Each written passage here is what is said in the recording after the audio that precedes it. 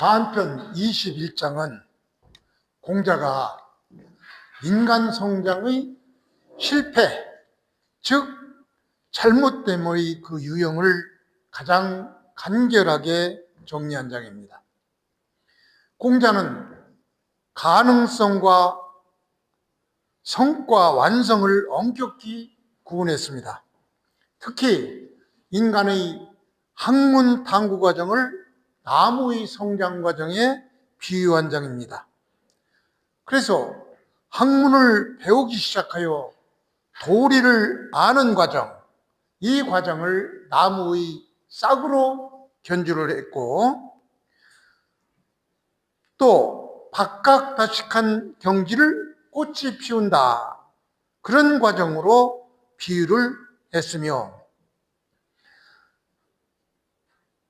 학문이 덕으로 바뀌고 남에게 인덕을 베푸는 것이 곧 나무의 열매, 이것을 맺는 경지라고 표현한 아주 탁월한 비유의 장이 바로 자한편 21장입니다. 문장이 간단하니까 그냥 보겠습니다. 공자는 말했습니다. 자왈, 묘의 부실자 유의부, 수의 부실자 유의부. 꼭 대조를 했죠. 묘와 수, 또 이 수와 실, 이렇게 대조를 해서 비유를 했는데, 묘, 그러니까 나무 싹이죠. 그러니까 나무 싹은 낫으나 부실, 부수자, 예, 수는 여기서 꽃 그런 말이 있습니다. 꽃이 피다, 이렇게. 여기는 이제 불수자니까 꽃이 피지 않는 것도 있다, 이러네. 꽃이 피지 않는 것, 유의, 이런 것이 있느니라. 그러니까 묘목으로 싹은 났으나 꽃을 피지 못하는 그런 것도 있으며, 이런 얘기가 되죠. 여기서 또 수는 여기서 싹이 꽃이 피는 그런 얘기를 했는데, 여기서 다시 또 꽃은 피었으나 부실자, 열매를 맺지 못하는 것도 있느니라. 아주 간단하고 명료하게 비유를 했죠. 그러니까 이 성장, 이 묘목이 성장해서 꽃이 피고 꽃이 열매를 맺고 하는 이런 그 성장은 반드시 완성으로 보지가 않죠. 묘목 중에서도 꽃이 피지 않는 묘목이 있다. 또 꽃이 핀 그런 나무에서도 열매가 맺지 못하는 경우가 있다. 이렇게 반드시 완성을 보장하지 않는다는 그런 그 탄식을 공자가 얘기한 것입니다. 자, 이거를 다시 분석해 보면, 묘는 여기서 싹이 나다, 이런 얘기죠. 그러니까 싹이 나다, 이런 얘기는 이 과정을 전부 학문과 공부에 비유한 말인데, 이 초기 가능성이 있죠. 묘를 싹이 나는 그 초기 가능성, 그런 그 초기 가능성이 있으나 이 묘목이 중간에 죽는 나무 묘목도 있으니까 반드시 전부가 꽃은 피지 않는다, 이렇게 얘기하는 것이죠. 그러니까 이 꽃이 피지 않는, 이 싹이 피지 않는다, 이 얘기는 바로 중간에 묘목 일부가 성장하지 못한다, 이런 얘기가 되죠. 즉 불수자는 묘목 전부가 꽃을 피우지 못하니까 바로 성장의 실패의 경우를 얘기한 것이고, 여기서 유의 부는 바로 뭐뭐일 것이다 이런 얘기죠. 그 다음에 수의, 꽃은 피었으나 이삭이 폈으나 부실자, 꽃 폈다고 전부 열매를 맺는 건 아니죠. 열매를 맺지 않는다. 그러니까 이삭은 꽃은 폈다, 이 정도는 겉으로 볼 때는 예적인 성장이죠. 예적인 성취를 얘기하고, 열매를 맺지 못한다, 이거는 바로 꽃이 열매를 맺어야 되는데 열매를 맺자는 완성이 실패됐다. 완성하기 직전에 실패한 것이다 라고 말하는 것이죠. 그래서 겉성장은 있으나 결과가 없는 경우를 이렇게 표현을 했죠.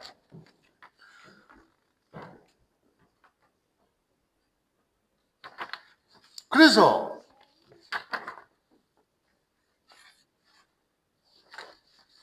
요거를 인간 수양의 세 단계로 인간 단계의 세 단계로 보면은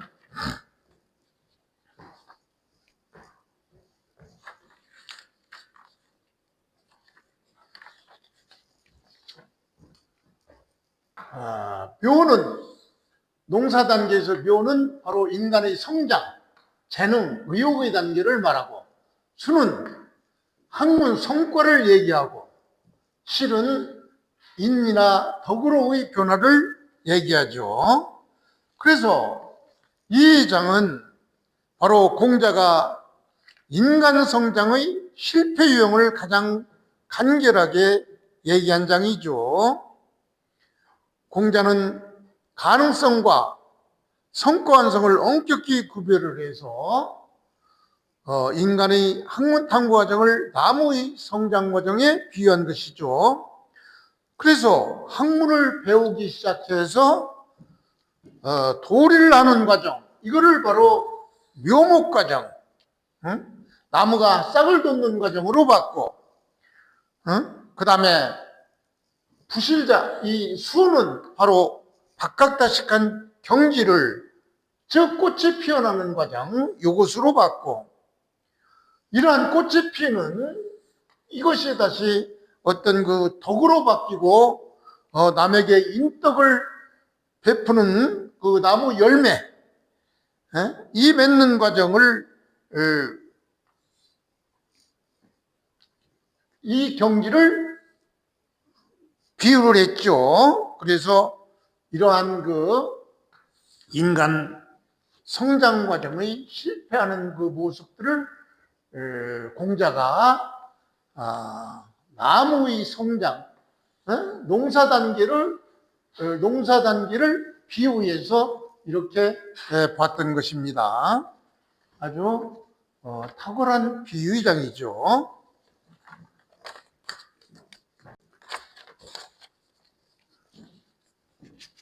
자, 한편 22장은 젊은 사람들은 학문적으로 더 발전 가능성이 있으니 두려워하고 존중받아야 된다. 그리하여 공자는 역사와 문화 발전을 담당할 후배 학자들이 학문과 덕행도 더욱 향상되고 발전한다고 믿었죠. 이것이 바로 공자의 역사적 발전관인데요. 그래서 공자가 이런 역사적 발전관을 믿었기 때문에 이 후생들이 공부를 믿었으나, 역사적 발전관을 믿었으나 잘못해서 후생들이 공부를 안 하면 아무 소용이 없다, 이렇게도 봤던 것이죠. 즉 이 젊은이들이 나이가 들어서 중년기로 사회 지도자가 됐을 때, 즉 40이나 50이 된 이런 중년 이후까지도 아무 성취가 없다. 즉 학문이나 덕행으로 세상을 이름을 내지 못하면 그것은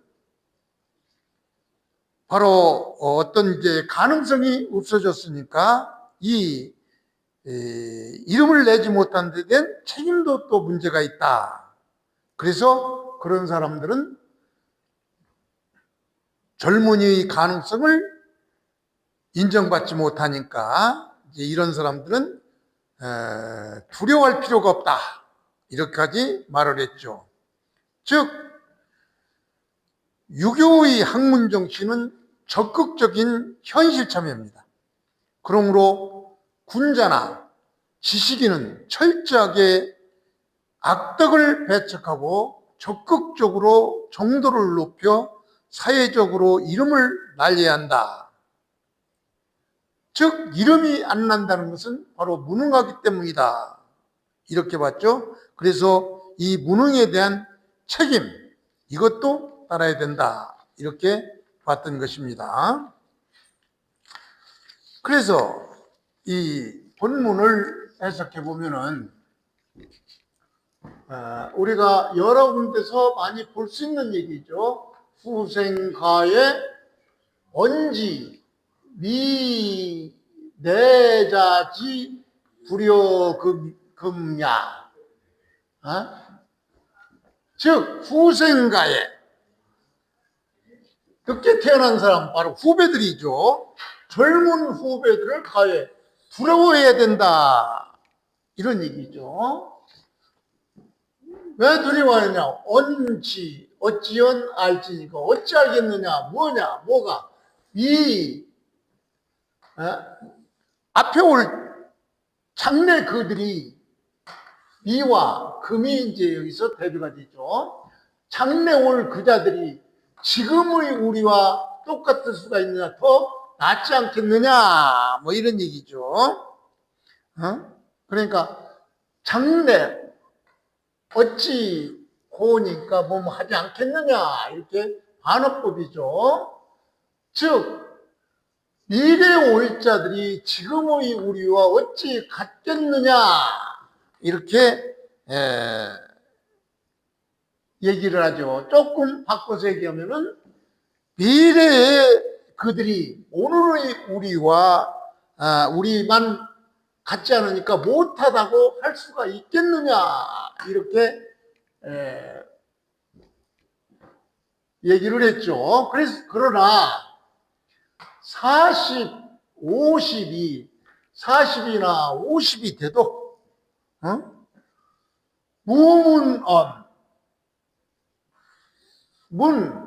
알려지다 이런 얘기죠. 이름이 알려지다. 이름이 알려지지 않는다면 그건 역시 두려울 게 되지 않느니라. 즉 뒤에 올 그 후배들을 두려워해야 되는데 왜 그러냐? 그자들이 미래에 지금의 나보다는 더 낫게 되지 않겠느냐? 이렇게 봤지만 이 후배들이 40, 50이 돼서 기성세대가 돼서 장년기의 사회 지도층이 됐는데도 불구하고 학문과 덕으로 이름이 알려져서 알려진 말을 듣지 못하면은 그건 역시 별로 두려울 바가 되지 않느니라. 역시 이런 사람은 두려운 존재가 아니다. 직역하면 이렇게 되죠. 자, 이것을 많이 나온 얘기지만 또 분석을 해봅니다. 후생은 후배를 얘기하죠. 가해는 두려워하다, 경계할 만하다 이런 얘기죠. 그러니까 이 후배들은 학문적으로 더 발전할 것이니 두려워해야 할 만하다 이런 얘기죠. 그러니까 젊은이들은 경영의 대상이 되는 것이죠. 어찌 알겠느냐? 앞으로 올 그런 후배들이 아닐 것이다. 뭐가 아니냐. 지금의 우리만 못하다고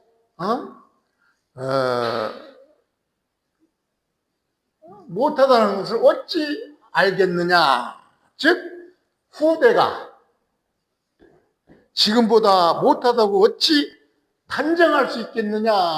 이렇게 보는 것이죠. 그래서 40, 50이 그러니까 40이나 50대면 뭐예요? 사회의 장년층으로서 사회 지도층이 되는 것이죠. 사회 지도층이 되었음에도 불구하고 몸은 어떤 그 학문과 덕행이 알려지지 않았다. 이런 얘기죠. 이 말은 아주 중요한데 학문과 덕행이 사회적 성격의 부재를 의미하는데 우리는 이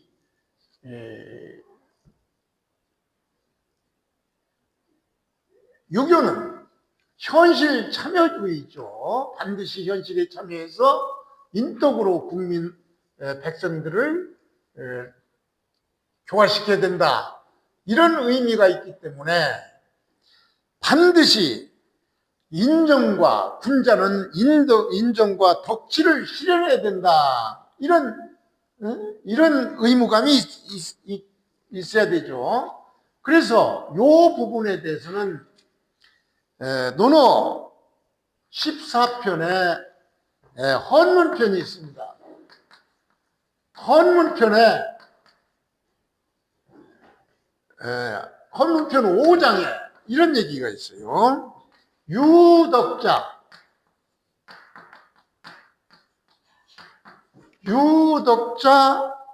필요명 필요언 덕이 있는 자는 반드시 언급되게 되어 있다. 이런 얘기죠. 그렇기 때문에 이렇게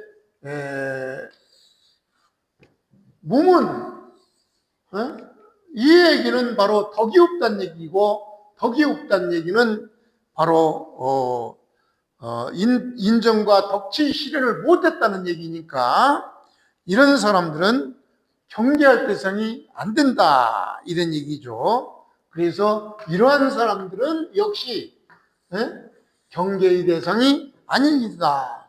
이런 말이 되는 것이죠. 그래서 이 문장에서의 핵심은 바로 이런 40이나 50 세월이 지나면 자연히 무서운 존재가 되는 것이 아니라 바로 이 후배는 바로 성장 가능성만 본 것이죠. 그 젊음은 바로 가능성이 있어야 되니까 존경할 뿐이지. 나이가 들어도 제자리라면은 어떤 학문이나 덕으로 어떤 싸운 게 없다면은 우리는 두려울 바도 아니죠. 즉 나이만 든다고 해서 자동적으로 어떤 권위를 쟁취하는 것이 아니죠. 그래서 아까도 얘기했지만 40, 50대면은 바로 헌문편 5장에서와 같이 덕 있는 자, 군자라면은 반드시 그 사람에 대한 언급, 소문이나 있어야 된다. 이런 얘기죠. 그러니까 이런 경지가 아니라면은 이 사는 이런 경지, 이것이 아니라 이런 이렇게 이름이 난 경지가 아니라면은 역시 두려울 단계가 아니다. 40, 50이 돼도 이름이 난 경지가 아니라면은 역시 두려움이 대상이 아니다. 그러니까 공자는 무조건적 낙관주의자가 아니죠. 나이만 든다고 해서 반드시 존중받는 그런 것도 아니죠.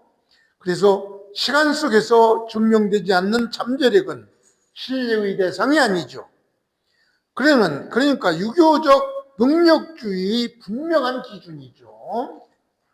그래서 나이가 들고 나이가 든 만큼 노력하고 그래서 어떤 성취를 이루어야 된다. 이런 의미를 가지고 있죠.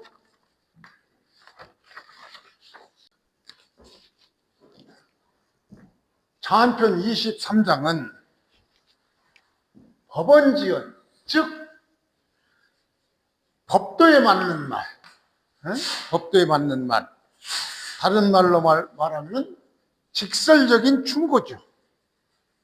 이걸 들으면은 그걸 듣고 잘못을 지적해 주면은 잘못을 고치고, 손어지연, 즉 공손히 부드럽게 타이르는 말, 다시 말해서 간접적인 충고는 반드시 진을 파악하고 왜 그렇게 부드럽게 말을 타이르는가는 그 진의를 파악하고 자기 의덕을 높여야 한다. 이런 얘기죠. 그래서 현대적으로 해석하면은 조언을 듣고도 바꾸지 않는 사람, 즉 지적을 인정하지, 옳은 말을 해서 그것을 지적을 인정하면은 그걸 지적을 인정하면서도 고치지 않고, 또 조언을 듣고도 바꾸지 않는 그런 사람은 더 이상 가르칠 어떤 그 여지가 없느니라. 이런 것을 전제로 해서 본문을 보겠습니다. 즉 법어지연, 아까도 얘기했지만 법도에 맞는 말, 이런 얘기죠. 즉 직접적인 충고예요. 직설적인 충고예요. 법원지연, 능무종호, 따르지 않을 수가 있느냐, 이렇게 법도에 맞는 말인데 어떻게 따르지 않을 수가 있느냐, 이런 얘기죠. 그래서 이렇게 법도에 맞는 말을 해주면은 그 말을 듣고 고칠 점이 있으면은 고치고 그것을 고치는 것이 우익이 귀한 것이다. 그 말을 따라 잘못을 지적해주면 잘못을 고치는 것이 바로 더욱 귀중한 것이다. 이런 얘기죠. 그 다음에 소녀지연, 소는 바로 공손하게 부드럽게 말을 준다, 이런 얘기죠. 그러니까 부드럽게 타이르는 말, 그 말 능무열호, 그렇게 부드럽게 이렇게 얘기해주면 그 말에 아주 기쁘지 않을 수가 없죠. 어찌 기쁘지 않을 수냐. 그러나 기쁘면 그치면 안 되죠. 역지의기, 그 말 속에 들어있는 말을 잘 풀어서 푸는 거, 그 말뜻을 잘 알아듣는 것이 더 귀한 것이다, 이런 얘기죠. 그러니까 부드럽게 말을 하지만 그 말의 참뜻이 무엇인가, 이것을 가려내는 것이 더욱 귀중하다, 이런 얘기죠. 그래서 이 부분은 이렇게 기쁘기만 하고 부드럽게 얘기한다고 해서 기쁘기만 하고 그 부드러운 말 속에 무엇이 들어있는지 잘 깨닫지 못한다면, 참뜻을 알아내지 못하거나, 또 위에 말한 법원 지연, 다시 말해서 법도에 맞는 말을 해서 그 말 중에서 그 말을, 법도에 맞는 말을 따르면서도 거기에서 잘못된 점을 지적했는데 그 잘못을 바꾸지 않는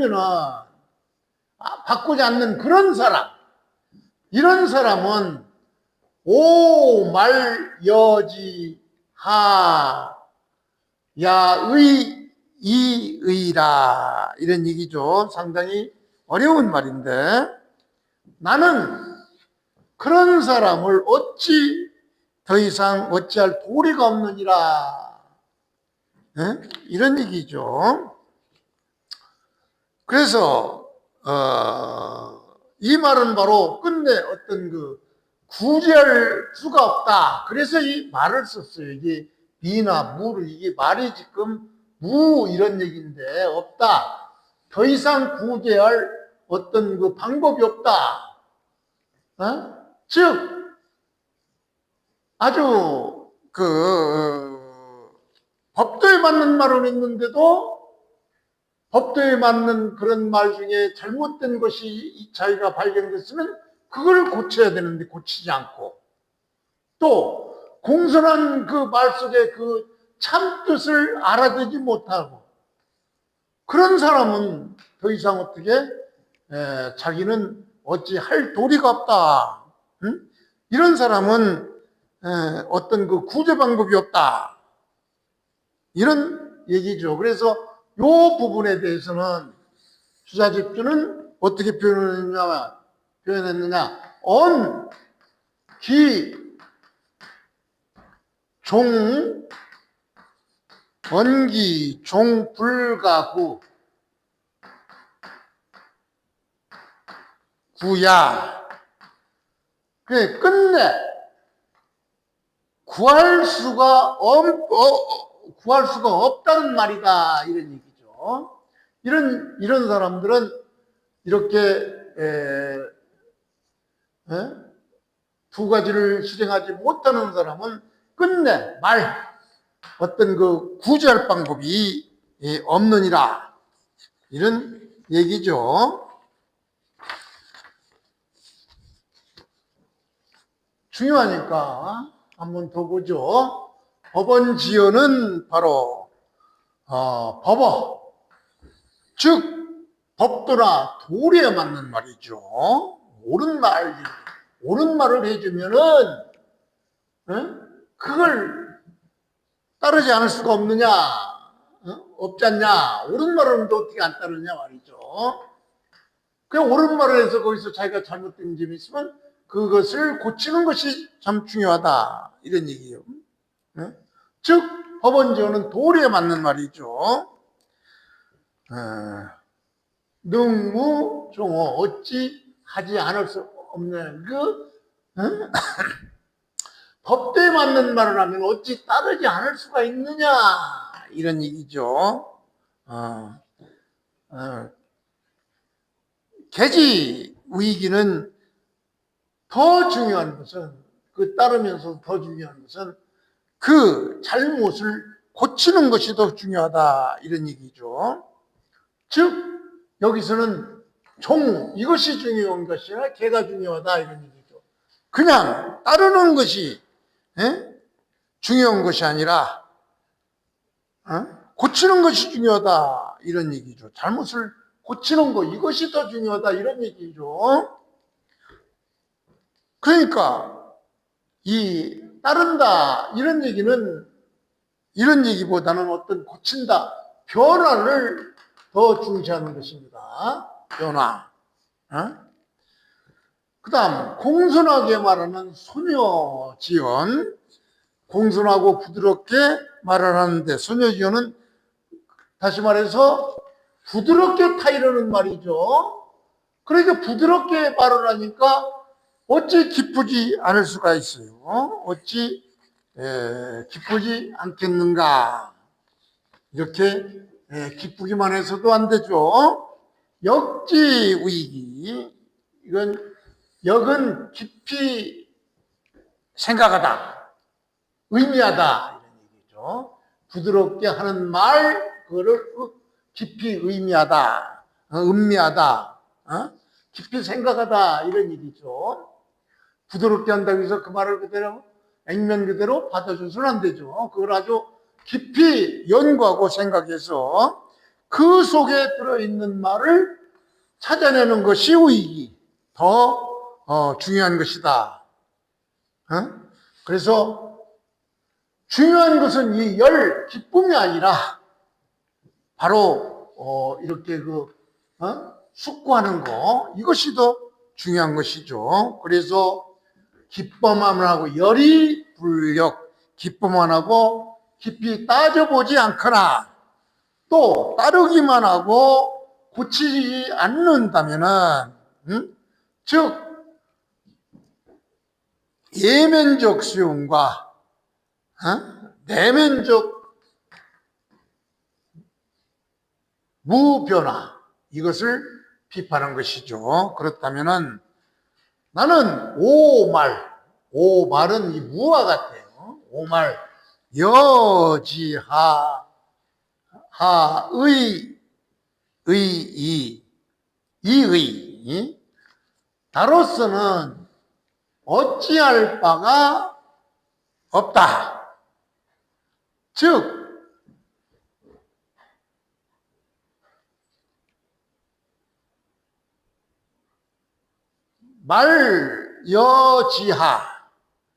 말여지하는 바로 무여지하고 같죠. 이렇게 두 가지를 못하는 사람은 더 이상 가르칠 수가 없다, 이런 얘기죠. 여기서 말은 끝내 없다, 뭐 이런 얘기니까 이 고에서 이 말은 바로 끝나다, 더 이상 없다, 이런 의미를 가지고 있음을 조심해야 되죠.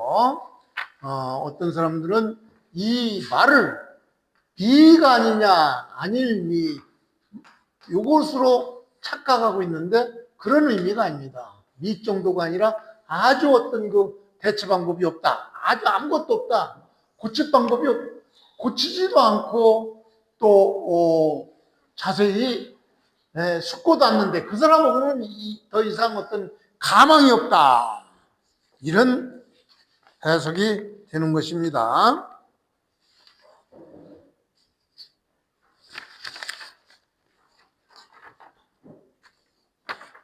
그래서 이 장의 핵심 사상은 바로 공자는 어떤 그 듣는 태도보다 변화의 결과를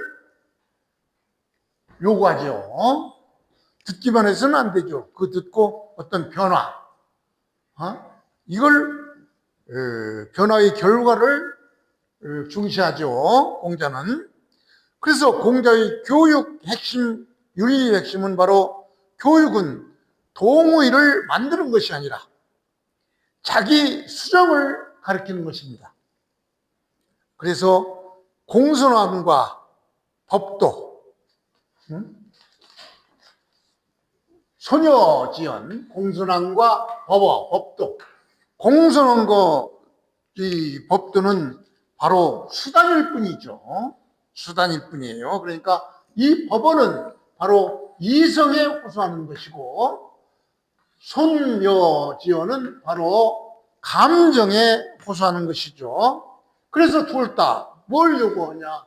법원지어는 태를, 바꿈을, 또 소녀지어는 바로 어떤 그 세세한 그 숙고, 이것이 중요하다, 이런 얘기죠. 그래서 이것을 현대적으로 풀면은 조언을 하면은 그 조언을 기분 좋게 듣고도 바꾸지 않는 사람, 또 지적을 인정하면서도 고치지 않는 사람,